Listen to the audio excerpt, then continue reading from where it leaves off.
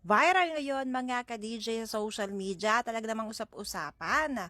From Sex Bomb Luis, ngayon ay naging si Sister Farah na siya. Isang nakakagulat na balita nga ito mga ka-DJ dahil sino mag-aakala na isang sex bomb dancer ay may isipang mag-revert at sa Islam pa. At siya kung ikakagulat niyo ang dahilan mga ka-DJ kung bakit nga ba siya nag-revert. Kaya naman, panoorin natin ang video ito. Assalamualaikum warahmatullahi wabarakatuh to all my brothers and sisters in Islam. And hello everyone. So I've been still seeing a lot of comments and I didn't expect na yung video po natin is magba-viral, no? Since ang main question nila is ano yung nag-udyok sa akin para i-embrace yung Islam. So honestly, ito po yung nangyari, no? Kasi last Ramadan, when I went home in Philippines, I experienced this encounter, no? Nasa kotse po ako and ito yung tinatawag namin sa Islam na jinn. So ito yung mga hindi tao. So possible siya talaga. And in Islam we also believe kung ano po yung pananiniwalaan din po ninyo. And ang ginawa ko nung time na yon, nagpray ako intentional. Pero still nandun pa rin siya. And that time kasi, nagtatry na ako magbasa pa unti-unti ng Quran. So, ang ginawa ko, may pinlay lang ako na prayer that time. I think it's one of the surahs I just forget, Surah Al-Baqarah, I think, that time. Pero kasi nung time na yon hindi ako sigurado pa. So, nag-play lang ako ng kahit ano na nandun sa application na gumagana. Kasi yung application, meron siyang mga dina-download na iba, na yung iba may bayad, para naka-premium account ka, may mga ganun din, no, sa application na yon. So, after ko siyang i-play, alam niyo, gumaan yung pakiramdam ko. Then sabi ko, every time na, of course, na makakaramdam ako ng takot. And then, that is also the time that I started talking to Allah. That is the time na nagsimula na ako na ito na yun. Kasi nung time na takot ako, yung prayer, yung nakasave sa akin, aside sa intentional prayer natin, no? So right now po, ang ginagawa ko po, Ramadan po, nagfa-fasting po ako ngayon, and I do the prayers 5 times a day, hindi po ako nakakalimot na mag-pray. And syempre, ang number 1 po kasi, kahit anong religion po kayo, no, is yung respect nyo po sa kapwa ninyo, mapaibang religion man yan, magkaiba man ko yun ng belief. Naniniwala ako na number 1 po talaga is yung respeto nyo sa kapwa para irespeto rin po kayo. So ako, may nabasa rin akong comment na for example, parang sinabi nila, close ka pa rin ba sa mga kaibigan mo noon? Meron po akong mga kaibigan talaga na talaga masasabi kong kaibigan ko at hindi ko nakasama or hindi ko kakilala lang.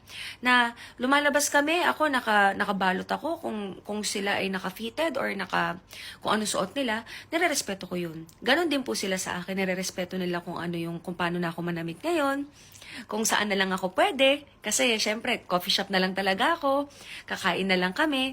Kasi alam naman po natin yung mga bawal po sa Islam, no? So, hindi naman din po ako mag-e-educate kasi marami pa po akong kailangan matutunan. Ang ma-advise ko lang po sa mga kasi marami rin nag-comment na gusto po nilang mag-revert. Ayan, inshallah, kung talagang 100% po sa puso nyo at sigurado kayo at naniniwala kayo kay Allah, ayan po, syempre, mas maganda po talagang 100% po kayo, buo sa puso nyo, galing po sa puso ninyo, no? So, kung kayo naman po ay hindi po naniniwala sa pinaniniwalaan namin, okay lang din po yun. Ang maganda lang siguro, huwag na tayong mag-spread pa ng hate comments kasi isa po sa reason kung bakit ako nag-embrace ng Islam is because dito ko nakita yung peace, no? Naramdaman ko, I'm at peace at the same time, mahirap talaga ako magalit. So, hindi talaga ako ganong nagagalit, no? Kahit galit na ako, parang hindi naniniwala yung tao, even before. Pero ngayon, naramdaman ko yung patience ko, mas matagal. Even right now pero magkakaiba po tayo ng cases even right now na nagpa-fasting po ako, hindi po ako nakakaramdam ng gutom. For example, kanina talaga yung nasa office ako from before 9 a.m. So, natulog ako ng around 6, medyo late na, no? Kasi nakatulog ako ng mas maaga. Natulog ako ng around 6 a.m. Gumising ako ng around 7:30. 1.5 hour lang pala yung tulog ko. Gumising ako 7:30. But the whole day, okay ako. Hanggang mag-break kami ng fast. okay na okay po ako. So, doon sa ating sa fasting, no? Though bago pa lang naman din po ako, no? Pero ang na-feel ko kasi, hindi ka makakaramdam ng gutom. Hindi ka makakaramdam ng gutom, lalo na pag isinapuso mo at naiintindihan mo kung para saan at bakit ka nagpa-fasting. So, yun yung ilan sa mga masishare ko sa inyo kasi talagang, before iiyak ako, syempre kukwento mo yan sa mga trusted mong kaibigan. Minsan magpo-post ka pa sa Facebook na ganito yung nararamdaman mo. Na-realize ko hindi pala ganun dapat. So, ang ginagawa ko ngayon kung iiyak man ako, iiyak ako sa saya, iiyak ako sa lungkot, sa prayer mat ko, ako umiiyak. Kay Allah ako umiiyak. Okay? So, ito pong video na to, para lang po masagot ko yung ibang mga questions nyo, no? Pero wala naman po akong gustong turuan, wala naman po akong gustong i-correct, kasi pare-pareho po tayo may kanya-kanyang opinion, may kanya-kanyang paniniwala, gaya po ng sinabi ko. And, meron ding mga nagko-comment na, paano yan?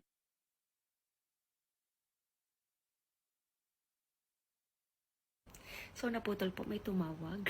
Commercial break. So, usually talaga, pag sinasabi namin, actually, ang proper na pagbanggit kay Allah, Ana Subhanahu wa Ta'ala. So, yun talaga yung proper. And sa mga nandiyan po na nagtatanong is, kailangan ba is nakahijab sila? Or mandatory ba yun? Kailangan ba magpalit ng pangalan? Ako po, actually, choice ko po na magpalit ako ng pangalan talaga.